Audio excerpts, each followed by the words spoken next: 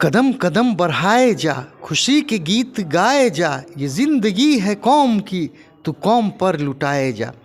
समस्तीपुर ज़िला के पश्चिमी दक्षिणी छोर पर एक मोहिउद्दीन नगर नाम का एक जगह है। अभी मोहिउद्दीन नगर थाना, ब्लॉक, विधानसभा और स्टेशन भी मौजूद है। तो मोहिउद्दीन नगर जिनके नाम पर ये जगह का नामाकरण हुआ, यानी इस जगह का नाम पड़ा है सालार गाजी मोहिउद्दीन नगर रहमतुल्लाह अलैह साहब। उनके मज़ार पर अभी हम लोग मौजूद हैं और सालार गाजी मोहिउद्दीन रहमतुल्लाह अलैह साहब के बारे में ये ग्रामीण हैं, ये तफसील से जानकारी देंगे। जो श्रोता का जो इच्छा रहता है दिलों में कि आखिर ये मोहिउद्दीन नगर नाम कैसे पड़ा, तो सारा तफसील से ये बयान करेंगे। मैं मेहरबान अहमद ख़ान मोहिउद्दीन नगर दरगाह, इस मज़ार के करीब ही मैं मुक़ीम हूँ। इस मज़ार और दरगाह के वास्ते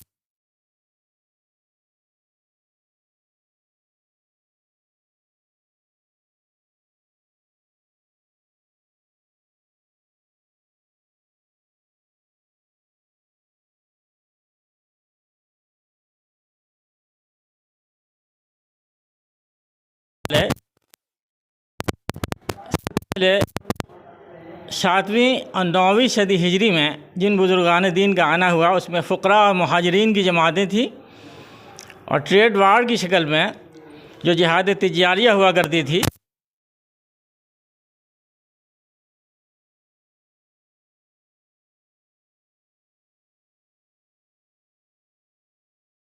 तिजारत करने के लिए जो अरब का काफ़िला आया करता था, तो वो उस पार में ही पूरे मगध को कंट्रोल कर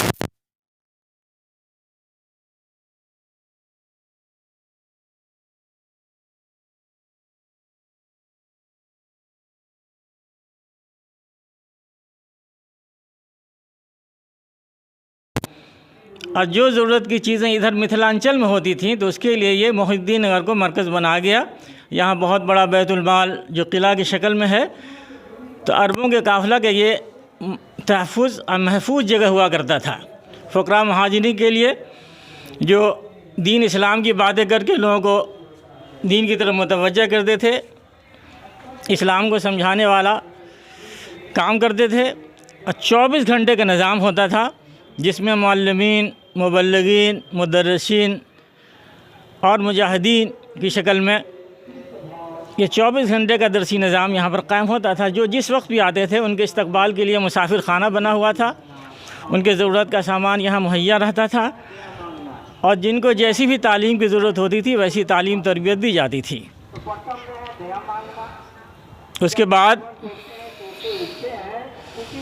जो अल्लाह ने इस इलाके पर मेहरबानियाँ फरमाईं, तो इस जगह को रूज बख्शा। छोटा सा किला भी दिखाई पड़ रहा है, उसके अंदर तहखाने थे, बैतुल माल की शक्ल इसमें था और छोटे छोटे जो रजवाड़ा यहाँ हुआ करते थे, जहाँ हाट बाज़ार लगा करता था, वहाँ पर से यहाँ से सामान को भेजकर और फिर उनको मानूस किया जाता था। कभी यहाँ पर चमथा घाट में चौमुख यज्ञ लगा करता था, तो उन जगहों पे दावत तबलीग का काम भी होता था, दीन की मेहनतें होती थी और ज़रूरत के सामान को मुहैया करके तिजारत भी किया जाता था। लोगों के हाल अहवाल को भी लिया जाता था और मस्जिदें भी बनाई गई। लोगों को नमाज की तरफ भी मुतवज्जह किया गया, दीन इस्लाम की तरफ मुतवज्जह किया गया। दीन इस्लाम को कामिल दीन की तरफ मुतवज्जह करके उनको 24 घंटे का दरसी निज़ाम कायम किया गया। सुबह से शाम तक अलग दवाम पूरे के पूरे मुजाहिदीन का काफ़िला यहाँ पर आना शुरू हुआ और 5000 तक घुड़सवारों का काफ़िला यहाँ पर मौजूद रहता था। जो इलाके के अंदर जो कभी 17 परगने का सरकार हुआ करता था, तो अपने परगनात को कंट्रोल करने के लिए भी यहाँ से सफ़र पे जाते थे। दीन इस्लाम भी उनको समझाया जाता था और कामिल दीन, कामिल ईमान, कामिल आमाल की तरफ मुतवज्जह किया जाता था। इस्लाम की तरफ जो मुतवज्जह हो जाते थे, तो फिर अल्लाह पाक की तरफ से उनको इनामात से नवाजा जाता था। दुनिया और आखिरत दोनों जहान की कामयाबी की तरफ लोगों को मुतवज्जह किया गया, जन्नत के रास्ते को दिखाया गया, जहन्नम के रास्ते से उनको बचाने की हद तक इम्कान मेहनतें की गई। कुफ्र, शिर्क, नफाक, इल्हाद और जितनी भी बुराइयां हो सकती हैं उन सब से बचने बचाने का सिलसिला कायम किया गया। और यहाँ पर जो चीज़ें दिखाई पड़ रही हैं, ये सुरस्वर नदी है। नदी में उस ज़माने के अंदर जो गंगा नदी से जुड़ा हुआ है और आगे गंडक नदी से जुड़ा हुआ था, बया नदी बीच में पड़ रहा है, तो बड़ी बड़ी किश्ती से तिजारती काफ़िला यहाँ पर लंगर बरदार हुआ करते थे और तिजारत के ज़रिए भी दीन इस्लाम को समझाया गया और दरसी निज़ाम कायम करके, मुसाफिर खाना कायम करके, लंगर बरदार यहाँ पर कायम करके लोगों को 24 घंटे के बागात लगा के 24 घंटे में दीन इस्लाम को समझने की लोगों को तरगीब दी गई कि 24 घंटे में जहाँ तक मुमकिन हो सके तुम्हें 24 घंटे में, 3 दिन में और 40 रोज़ में तुम्हें दीन इस्लाम को अच्छी तरीके से समझ लेना है और उस पर अमल कर लेना है। जो लोग इस पर आ जाते थे तो उनको अपने सफ़ों में दाखिल करते थे। नदी का दिखाइए, यहाँ से नदी दिखाइए। नदी जो यहाँ पे है, जिसका नाम सुरसर नदी है, जो आप देख रहे हैं, इसमें तिजारती काफ़िलों का बहुत बड़ा काफ़िला जमा होता था, लंगर बरदार होता था, साजो सामान यहाँ पर जमा हुआ करते थे और मुजाहिदीन में ही बढ़ता था। और फिर इलाके में रजवाड़ों के अंदर जो छोटे छोटे राजा होते थे उनको सामान मुहैया करा के छोटे छोटे हाट बाज़ार में सामानों को लोगों के लिए मुहैया किया जाता था। खाने पीने की चीज़ें, कपड़े की चीज़ें, बर्तन की चीज़ें यहाँ मुहैया नहीं थी। पीतल, तांबे, कांसे का बर्तन, बाद में इलाके के अंदर मिट्टी का बर्तन का भी रिवाज पड़ा। मकानात बनाने के लिए जो सिलसिला होता था, मकानात बनाने का तरीक़ा, ये सारी चीज़ें इस इलाके के अंदर दी गई। जिनके नाम पर ये मोहिउद्दीन नगर जगह पड़ा, जरा उनके बारे में बताएं। हाँ ठीक है। हज़रत मोहिउद्दीन रहमतुल्लाह अलैह की क़यादत में और इमारत में, उनकी शहादत में और खिलाफत में अल्लाह पाक ने जिन लोगों को तौफीक बख्शा वो करीब होते चले गए और जिन लोगों ने ये देखा, यहाँ पर तरगीब होती है कि हमारे जो बुज़ुर्ग हैं उनके वसीले में यहाँ पर बहुत कुछ हम सबको हासिल हो चुका है, तो नामी जैसा है तो वो नाम अपनी जगह पर बरकरार रहे ताकि हमें यहाँ रहमत और बरकत की शक्ल जो अल्लाह की तरफ से आसमान से उतरा करती हैं वो हमें हासिल होती रहें। तो इस जगह का नाम मोहिउद्दीन रहमतुल्लाह अलैह के नाम पर मोहिउद्दीन नगर ही रखा गया और अब तक है और जारी रहेगा वो, इसलिए कि अल्लाह की रहमत से घिरा हुआ इलाका, अल्लाह की बरकत से घिरा हुआ जो इलाका है उसमें लोग अमन महसूस करते हैं। जिस कबीले, जिस ख़ानदान, जिस गोत्र में लोग जाएं और उनसे पूछें कि मोहिउद्दीन नगर में रहने का तुम्हें कितना इत्मीनान बख्श और तसल्ली बख्श दूसरों जगह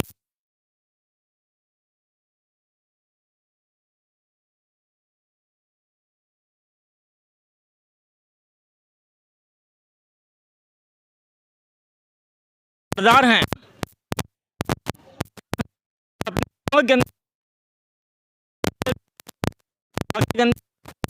जो इस ज़माने के अंदर भी थाने में, ब्लॉक में और स्टेशन में ऑफिसर्स होते हैं, उनके अंदर भी यह है कि अमन अमान की जगह है, अमन वक्त जगह है, अमन अमान की जगह हम कायम करने में आसानियाँ होती हैं।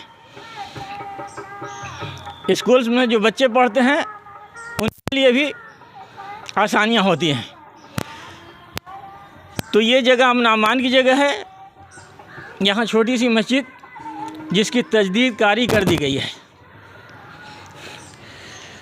नई शक्ल दे दी गई है, ये उसी ज़माने का है। इस मस्जिद के पड़ोसी में बड़ी शाही मस्जिद है और शाही मस्जिद एक सल्तनत के निज़ाम का हिस्सा रहा है। शेर शाह सूरी रहमतुल्लाह अलैह के ज़माने में इस जगह को सरकार का दर्जा मिला, 17 परगने का सरकार बना 17 परगने के सरकार के एतबार से यहाँ कज़ा का निज़ाम जारी हुआ। हर पंचकोसा निज़ाम पर एक काजी मुकर्रर हुआ करते थे। हर पंचकोसा निज़ाम पर जो काजी हुआ करते थे, तो गांव के अंदर जितने लोग रहा करते थे उनको अमन अमान देने के लिए काजी ही के ज़िम्मे हुआ करता था, इमाम के ज़िम्मे हुआ करता था और कौम के सरदार के ज़िम्मे हुआ करता था कि वो अपने गांव की रहबरी करें, उनको गुनाहों से बचने का तरगीब देते रहें और नेकी की तरफ मुतवज्जा करते रहें और दीन इस्लाम को समझने की कोशिश करते रहें। तो इस तरीके से अब तक यहाँ पर कोशिशें जारी हैं और यहाँ फिर 24 घंटे का निज़ाम जो तरगीब दी गई है कि अल्लाह पाक ने हर मुसलमान को हामिल कुरान बनाया है, तो कुरान को कसरत से वो पढ़ने वाले बने, सीखने वाले बने, समझने वाले बने, अपनी ज़िंदगी में दीन इस्लाम को गहराई से लेने वाले बने और दीन इस्लाम का हक़ अदा करने वाले बने। ये व्यूवर्स ये जानना चाहेंगे कि ये मुहिउद्दीन नगर जो जगह का नाम हुआ है उनके बारे में ज़रा। जहाँ तक जगह के नाम का ताल्लुक़ है तो नामी तो मशहूर है कि जो उस ज़माने के अंदर जिनको अमन अमान हासिल हो चुका और जिन्होंने देखा कि जिनकी क़यादत में, शहादत में, सरदारी में और इमारत में और मुजाहिदीन जो होते हैं उनके जो बड़े होते हैं उनको सालार कहा जाता है। और सालादार यानी 5000 घुड़सवार के जो मुजाहिदीन होते हैं उनको अर्रसालादार कहा जाता था और रसालादार ही को सालार गाजी कहा जाता है। तो यहाँ पर 5000 घुड़सवार हुआ करते थे और पूरे परगनात की देखभाल करने के लिए और काजी के निज़ाम को देखभाल करने के लिए परगनात में जो खेती बाड़ियाँ हुआ करती थी उनको सही रुख पर लाने के लिए, जो तैयारत हुआ करता था उसको सही रुख पर लाने के लिए, तामीरी काम गांव के अंदर जो हुआ करता था उस सारे निज़ाम यहाँ से जुड़े हुए थे। और सालार गाजी मुहिउद्दीन रहमतुल्लाह अलैह के नामी पर ही फिर मुहिउद्दीन नगर को उरूज बख्शा गया और अब तक जारी है। परगनात तो ख़त्म हो चुके हैं लेकिन कम से कम दर्जे में थाना मौजूद है, प्रखंड मौजूद है, स्टेशन मौजूद है, विधानसभा में 3 ब्लॉक मौजूद है। 4 ब्लॉक के बीच का ये विधानसभा है। मुहिउद्दीन नगर, पटोरी, मोहनपुर, विद्यापति का कुछ हिस्सा, तो चारों प्रखंड में ये मुहिउद्दीन नगर का नाम जारी है। समस्तीपुर ज़िले के अंदर इस प्रखंड का बेहतरीन नाम है। इलाके के जो भी लोग हैं उनको यहाँ का बहुत विश्वास हासिल है और इस विश्वास के साथ मुहिउद्दीन नगर में मुहिउद्दीन नगर को तरक्की पर ले जाने की सब जी तोड़ कोशिश कर रहे हैं। प्रखंड वाले भी, पंचायत वाले भी, थाने की तरफ से भी और स्टेशन में जो अभी जितनी भी हाई स्पीड की गाड़ियाँ होती हैं उसको कहा गया है कि रोका जाएगा और यहाँ स्टॉपेज बनाया जाएगा, जिसमें अभी पूर्वांचल जो डायरेक्ट दिल्ली से जुड़ा है। कभी मुहिउद्दीन नगर दिल्ली सल्तनत से जुड़ा हुआ होता था, जहाँ घोड़े ऊँट की सवारी होती थी, हाथी का सवारी हुआ करता था। अब डायरेक्ट मुहिउद्दीन नगर से पूर्वैया एक्सप्रेस पर दिल्ली के लिए जो गाड़ियाँ चलती हैं उसका 2 मिनट का स्टॉपेज मिल गया है। यहाँ मुहिउद्दीन नगर में सवार होंगे और सीधे दिल्ली सल्तनत उतर जाएंगे। मुहिउद्दीन नगर साहब से कुछ ताल्लुकात कुछ अगर मदद जाएगा कुछ? हाँ, यहाँ पर बहुत सारी बातों में एक बहुत ही मशहूर बातें हैं कि यहाँ पर एक बाड़ा जगह का नाम है। उस जगह पर जो काश्तकारी का निज़ाम होता था उसका रिसर्च सेंटर बनाया गया था। उस बाड़े के अंदर कुआं बनाकर जो काश्तकारी का होता है, पोखर बनाकर काश्तकारी के निज़ाम को काबू में किया गया। इसी निज़ाम को फिर पूसा फार्म में तब्दील कर दिया गया अंग्रेज़ों के ज़माने में, जो आजकल पूसा फार्म कहलाता है। और ये पूरे हिंदुस्तान के अंदर हर स्टेट के अंदर पूसाही फार्म के नाम से मशहूर है।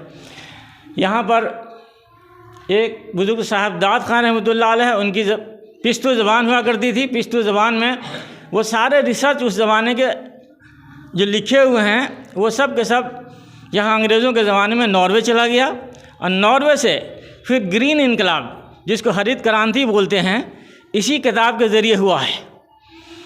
और अब जो पूरी दुनिया के अंदर ग्रीन इनकलाब का आसार दिखाई पड़ता है, येलो इनकलाब का, यानी बागवानी मिशन में फल पीले हो जाते हैं तो उसको येलो इनकलाब दिया गया है। पानी के अंदर जो मछलियाँ होती हैं उसको ब्लू इनकलाब का नाम दिया गया है। और सफ़ेद इनकलाब का भी नाम दिया गया है। तो हर इनकलाब को जो करीब से देखा जा रहा है, जो दुनिया के अंदर तमाम मुल्कों के अंदर जा रहा है, वो आगे यहाँ की किताबें थी जो पश्तो ज़बान में लिखी गई थी। वो रिसर्च सेंटर बड़ा में मौजूद है, कुआं मौजूद है और वहाँ पर तालाब मौजूद है, उनके लोग मौजूद हैं, दिखाई पड़ते हैं। यहाँ पर बड़ा सा मुसाफिर खाना था जो अभी गिर गया है, और इस तरफ बड़ा सा लंगर खाना था जहाँ हमेशा खाने पीने का निज़ाम बना तैयार रहता था। और सफ़र के लिए हर 5 किलोमीटर तक जाने के लिए, 5 कोस तक पहुँचाने के लिए सवारी का निज़ाम भी होता था। घोड़े के ज़रिए, खच्चर के ज़रिए, टमटम के ज़रिए, कभी बैलगाड़ी के ज़रिए उनको वहाँ तक अपने मंजिल तक पहुँचने की सहूलत दी जाती थी। तो यही कम्युनिकेशन जो आज तक जारी है, जो अब हम गाड़ी से और सफ़र कर रहे हैं, रोडवेज़ के ज़रिए, रेलवेज़ के ज़रिए, हवाई जहाज़ के ज़रिए। यहाँ डाकिया का भी निज़ाम था जो यहाँ से यानी डायरेक्ट, यानी पंचगोसा निज़ाम में जगह जगह लोग खड़े होकर आवाज़ लगाते थे न्यूज़ के ज़रिए कि भाई यहाँ कौन सी खबर किसको कहाँ तक पहुँचानी है। और यहाँ की खबर घुड़सवार के ज़रिए फिर दूसरी जगह डाकिया के ज़रिए पहुँचा जाता था। सामान भी जाता था और डाकिया के ज़रिए उनके जो होते हैं, आज भी होता है कि बिल्टी होता है, सामान के साथ सारे उसके रिकॉर्ड होते हैं और फिर वो वहाँ तक पहुँच जाता है। तो उसी तरीके से पिछले ज़माने में भी वो सारे रिकॉर्ड, सारा न्यूज़ जहाँ भी जाने की ज़रूरत होती है तो यहाँ से समन तक, यानी अपना मोहिउद्दीन नगर डायरेक्ट अभी मौजूदा जो झारखंड के इलाके में रांची हैं, वहाँ हजरत सालार गाजी कुतुबुद्दीन रहमतुल्लाह अलैह है ना, उनकी दरगाह भी थी।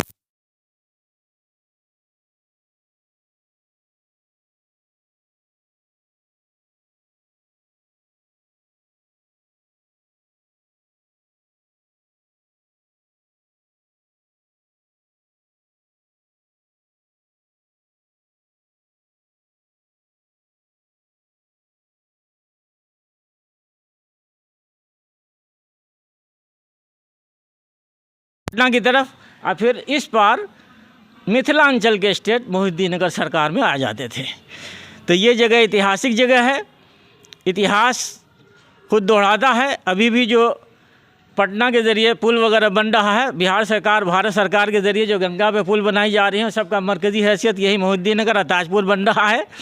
और मगध और मिथिला दोनों की जो पुरानी औकात है, इतिहास है, पुराना इतिहास है, वो सारी चीज़ें फिर उसको दोहराई जा रही हैं। और वही सारी चीज़ें जो अगलों ने करके दिखा दिया है, लोगों को समझा दिया है, जितनी भी काश्तकारी की चीज़ें हैं, बागवानी की चीज़ें हैं, तिजारत की चीज़ें हैं, वो सारी चीज़ें अब भी जारी हैं। वो बड़े पैमाने पर हो रही हैं, अब बड़ी कायदे से हो रही हैं। तो वो अगलों ने जो बताया है उसी तरीके से हम लोगों को जैसे जैसे तरक्की होती गई है, वैसे वैसे तरक्याती काम यहाँ पे अभी भी जारी है। मोहिउद्दीन साहब के ख़ानदान के बारे में कुछ बताएं। मोहिउद्दीन रहमतुल्लाह अलैह कासिम सुलेमानी रहमतुल्लाह अलैह चुनारगढ़ से जुड़े हुए हैं। 7वीं 9वीं सदी हिजरी के अंदर इन बुज़ुर्गों का बड़ा नाम है। वो सुलेमान पहाड़ जो अफ़गानिस्तान और तुर्की के बॉर्डर पर है, वहाँ के बाशिंदा हैं, अफ़गान हैं। कासिम सुलेमानी रहमतुल्लाह अलैह के साथ साथ चुनारगढ़ से वो मोहिउद्दीन नगर तक आए हैं और यहाँ पर जो सल्तनत का निज़ाम था उसको संभालने के लिए ख़ुद को पेश किया है। और वो सारी चीज़ें जो अब मखदूस शक्ल में दिखाई पड़ती है, किले की शक्ल भी है, तहखाना भी था यहाँ पे जिसमें सारा सामान हुआ करता था। क़ज़ा के निज़ाम में जो कबायली तरीके से जो ज़्यादा बदमाशी पे उतर जाते थे उनके लिए सरजनिश भी होती थी। यहाँ भागसी घर भी हुआ करता था और ऐसी सज़ाएं दी जाती थी कि दोबारा वो गुनाह पर आमादा नहीं होते थे और खलफसार नहीं पहुँचाते थे, फसाद नहीं करते थे और फसाद से अपने आप को तौबा कर लेते थे। तो इसके लिए भागसी घर भी हुआ करता था, दुक्कन दिया जाता था और जेल खानी के शक्ल में कैदी बना के उनको सही तरबियत दी जाती थी और हक़ पर कायम रहने के लिए उनसे फिर वादा और हलफ लिया जाता था। तो ये सारी चीज़ें जो अभी दिखाई पड़ रही हैं उन्हीं की निशानियों में से निशानी है। ये 500 साल की यानी 918 हिजरी का तो बोर्ड लगा हुआ है और 600 साढ़े 600 साल के करीब का ये जो है यमनी यमन के अंदर जो कौम शबा के यहाँ जो दीवार बनाई गई थी, उसी दीवार के नक्शे पर यह किले का दीवार है जो सुर्खी, चूने, शहद और कच्छ से जुड़ा हुआ है। और जब भी बारिश होती है तो ये पूरा ताज़ा हो जाता है। तो 500 साल, 550 साल, 600 साल से ये दीवार खड़ी है, किले की शक्ल में मौजूद है। लेकिन अब थोड़ा थोड़ा हल्का ये इसके अंदर खराबियाँ पैदा हो रही हैं, जिसको सही करने की ज़रूरत है, तवज्जो देने की ज़रूरत है। लेकिन अब भी ताज़ा हो जाता है। जब भी बारिश हो जाती है दीवार का सारा मसाला यानी तेज़ और बेहतर हो जाता है और ये दीवार ताज़ी हो जाती है। आज का बेहतर से बेहतर तामीर 100 साल के गारंटेड होता है। लेकिन अब भी ये दीवार सिर्फ दीवार दिखाई पड़ती है। ये 500, 550, 600 साल का दीवार है जो तवारीख की सनद के साथ दिखाई पड़ती है। इसके बगल में शाही मस्जिद है, शानदार मस्जिद है, और उसके अंदर वो तवारीख़ी सनद लिखी हुई है। वहाँ पर भी हर जुमे को रोज़ लोग जमा होते हैं।